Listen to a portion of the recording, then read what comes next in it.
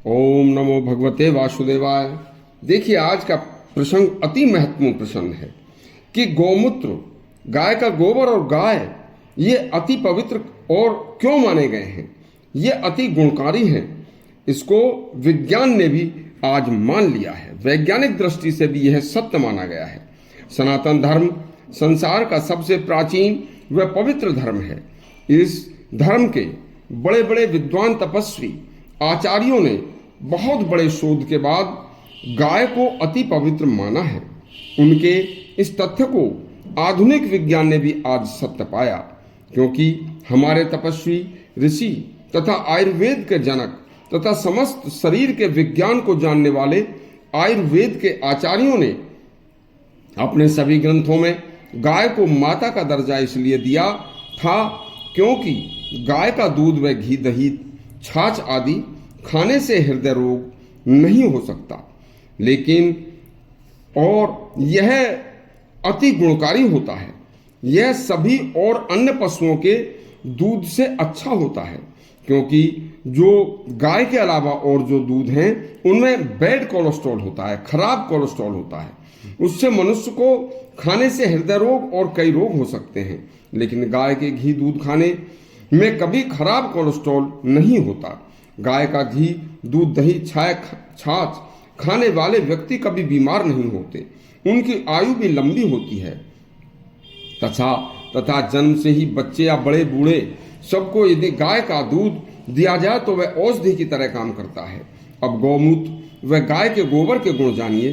गौमूत्र में और गाय की जो बछिया होती है, जो जब तक नए दूध नहीं होती तब तक ही उस बिन ब्याई बछिया का मूत्र पीना चाहिए। और वो कैसे पीना है, सुनिए। एक स्वच्छ हल्का महीन कपड़ा लेकर उसकी 8 तह बनाकर उसे 2 बार गौमूत्र की उस बछिया के मूत्र को छान लें तो वह पीने लायक हो जाता है।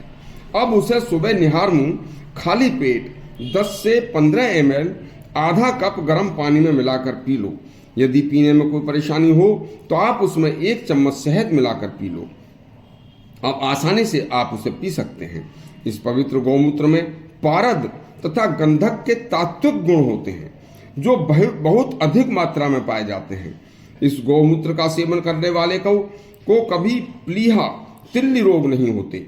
यकृत, लीवर के रोग कभी नहीं होते, और यदि हो जाते हैं तो आसानी से नष्ट भी हो जाते हैं।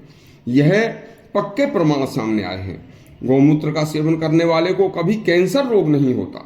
इसके अलावा शरीर में किसी भी प्रकार का संक्रमण यदि हो, चेहरे पर, हाथ पैरों में सूजन हो या संक्रमण से उत्पन्न कोई बीमारी हो तो वह आसानी से ठीक हो जाती है।